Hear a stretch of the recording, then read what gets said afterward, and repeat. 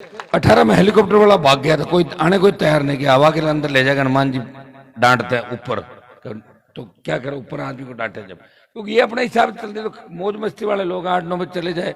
BJP की यात्रा का मैं इसको कह रहा था, बोला मैं पहले बीजेपी के नेताओं के साथ, ये तो किराए के लोग हैं, किराए कोई भी दे दो इनको, मेरे भी कांग्रेस वाले के चले जाएंगे, बीजेपी के चले जाएंगे। लाल झंडी से ट्रेन रुक जाती है। आरएलपी का कार्यकर्ता अगर राजस्थान में कहीं दिख जाए तो मोदी की सरकार भी डर जाती है और गहलोत की सरकार डर जाती है। आरएलपी का कार्यकर्ता छेड़ो मत उसको।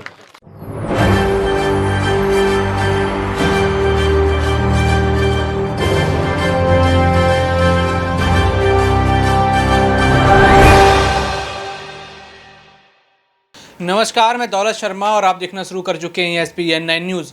और इस साल के अंत तक राजस्थान में चुनाव होने वाले हैं, जहां सीधी टक्कर बीजेपी और कांग्रेस के बीच देखी जा रही है। जहां देखा जाए तो पायलट पूरी तरीके से तैयार हैं और यहां पर बीजेपी लगातार अपने मंसूबे बना रही है कि राजस्थान में अपनी सत्ता दोबारा काबिज करनी है और अपने पुराने नेताओं को वो विधायक का चुनाव लड़वा रही है। यहां पर वसुंधरा राजे के पुराने लोगों को वो बुला रही है, यानी वसुंधरा राजे को खुश करने की पूरी कोशिश यहां पर की जा रही है, क्योंकि बीच में अटकलें थी कि वसुंधरा राजे यहां पर निराश हैं बीजेपी से, और बीजेपी जिस तरीके से प्लानिंग यहां पर कर रही है चुनाव जीतने के लिए, क्योंकि बीजेपी ना तो कोई सीएम चेहरा खड़ा करेगी, ना ही कोई बड़े दावेदार यहां पर होंगे। यहां पे बस संगठनात्मक तरीके से जो है आगे करा जाएगा पार्टी की सोच को और पार्टी के चुनावी रणनीतियों को, जिसमें सबसे महत्वपूर्ण देखने को मिलेगा कि प्रधानमंत्री नरेंद्र मोदी ही चुनावी कैंपेन करते हुए ज़्यादातर नजर आएंगे और स्टार कैंपेनर बीजेपी के लिए प्रधानमंत्री ही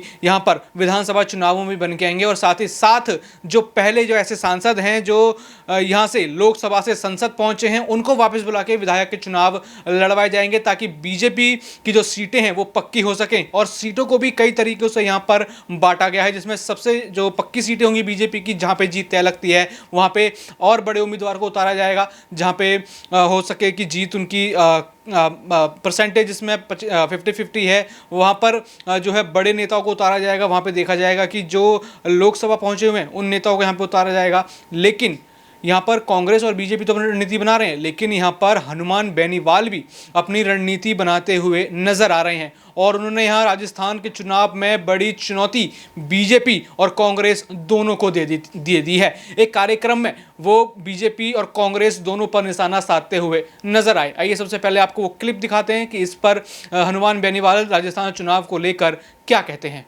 अपने उम्र से आधे उम्र के लोगों को नेता मान के और उनके पीछे घूम रहे हैं, ये बहुत बड़ा दुर्भाग्य है। इससे बड़ा दुर्भाग्य नहीं हो सकता। भाइयों, इतना ही विश्वास आपको दिलाता हूं, 18 का समीकरण दूसरा था। मैं आ भी जाता, विजय सिंह जहां सभा कर भी जाता तो 20-25 हजार वोट मिल जाते, इससे ज्यादा नहीं मिलते। मुझे पता है, मैं एक वोट जानता हूं राजस्थान का। बाड़मेर में सीट आई तो नहीं, उमेश जी की 2 सभा करी थी, मैं हार गए थे 2 सभा के अंदर भी। हाँ 18 में अगर मैं लड़ता 22 तो जीत पक्की थी। एक मन बना था किसी चीज की।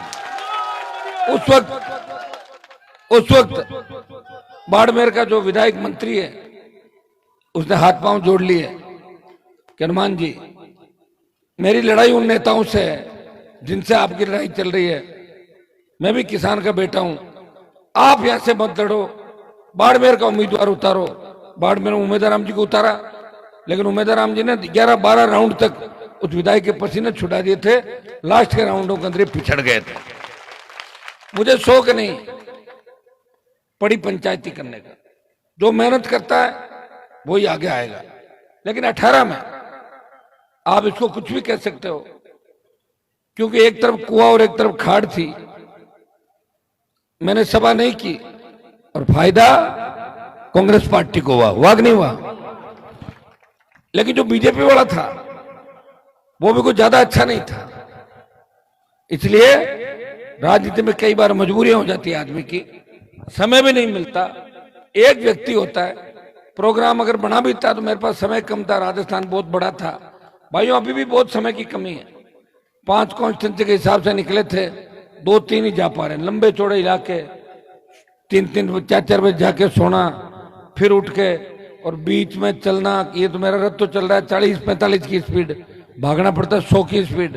ये रथ वाला मुझे लग रहा है बीच में ही भागेगा, मुझे छोड़ के, ऐसा लग रहा है मुझे। सर जैसे 18 में हेलीकॉप्टर वाला भाग गया था, कोई आने कोई तैयार नहीं किया, हवा के अंदर ले जाकर हनुमान जी डांटते हैं ऊपर, तो क्या करे ऊपर आदमी को डांटे जब, क्योंकि ये अपने हिसाब से चलते तो मौज मस्ती वाले लोग 8-9 बजे चले जाए।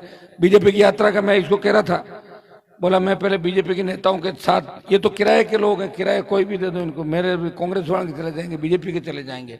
तो ये मैंने कहा कैसे यात्रा होती थी कि कुछ नहीं होता था साहब। एमएलए एमपी रथ में ऊपर चढ़ने के लिए मुझे कहते थे कि रथ वाले भैया जी आप हमारे ऊपर फोटो खिंचवा दो। मतलब एमएलए एमपी की ये स्थिति है भारतीय जनता पार्टी और कांग्रेस पार्टी के अंदर। मेरे रथ में आप देखो, ये रथ को मैंने खड़ा क्यों किया पता है आपको?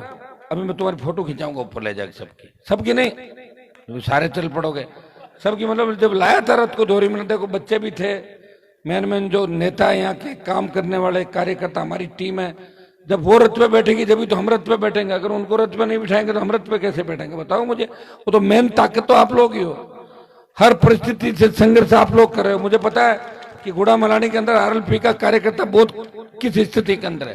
कांग्रेस भी मुझे मारना चाहती है, बीजेपी भी मारना चाहती है, पुलिस से उनको तंग किया जाता है, बिजली विभाग से परेशान किया जाता है, लेकिन फिर भी आरएलपी जवानों किसानों की पार्टी है, किसान के बेटे मजबूत है, ये परवाह नहीं करते, रोज मेरे वीडियो सुनते हैं और मुझे लड़ता हुआ देख के ये मचलते हैं और ये हर संघर्ष के अंदर आगे जाते हैं। जैसा ये ताजा राम अभी मुझे बता रहे थे कि यहाँ विपक्ष में बीजेपी नहीं थी, ये सही बात है। बीजेपी के लोगों को तो बिजनेस करने से ही फुर्सत नहीं, व्यापारी लोग हैं वो लोग, व्यापारी कभी जनता के बीच थोड़ी आएगा, वो तो एन वक्त पे आएंगे सारे के सारे, पैसा खर्च करके और जीत के चले जाएंगे भाग के। बीजेपी तो व्यापारियों की पार्टी है, बीजेपी किसानों की पार्टी थी नहीं कभी। अब आप कह दोगे मैं क्यों गया? मैं टेस्टिंग करने के लिए गया था, किसानों के कि व्यापारियों के। मैंने पता कर लिया कि व्यापारियों के, तो वापिस आ गया छोड़ के, सत्ता छोड़ के आया कि नहीं आया वापिस। बीजेपी का तो कभी भरोसा करना ही नहीं, नई पार्टी बनी नहीं, नया झंडा किसी ने दिया नहीं। अगर 20 साल पहले हमारे हाथ में कोई झंडा पकड़ा देते तो वो झंडे को लेके चलते राजस्थान की तरफ, पार्टी नहीं बना पाया भाई। ये मैंने झंडा भी दिया, डंडा भी दिया। हरियाणा यूपी के जो फर्जी ठग ये अलग झंडे लेके आते थे, झंडा वापस ले जाते थे, डंडा छोड़ देते थे। उन ठगों से सावधानी के लिए ये मजबूत झंडा इन राजस्थान के किसान के बेटों के हाथ में थमा दिया हनुमान बेनीवाल ने। इस झंडे की ताकत इतनी है कि लाल कपड़ा दिखाने से, लाल झंडी से ट्रेन रुक जाती है। आरएलपी का कार्यकर्ता अगर राजस्थान में कहीं दिख जाए तो मोदी की सरकार भी डर जाती है और गहलोत की सरकार डर जाती है। आरएलपी का कार्यकर्ता छेड़ो मत उसको, लंबा समय लगा।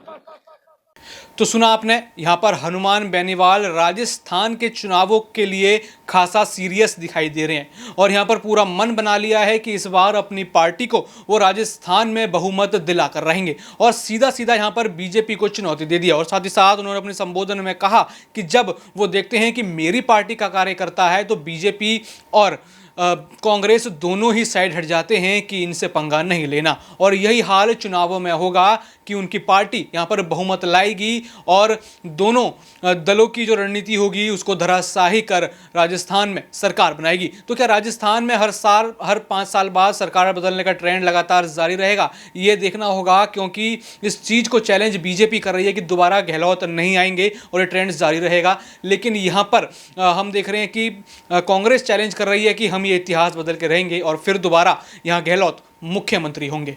और भी ऐसी खबरें जानने के लिए देखते रहिए SPN9 न्यूज़। धन्यवाद।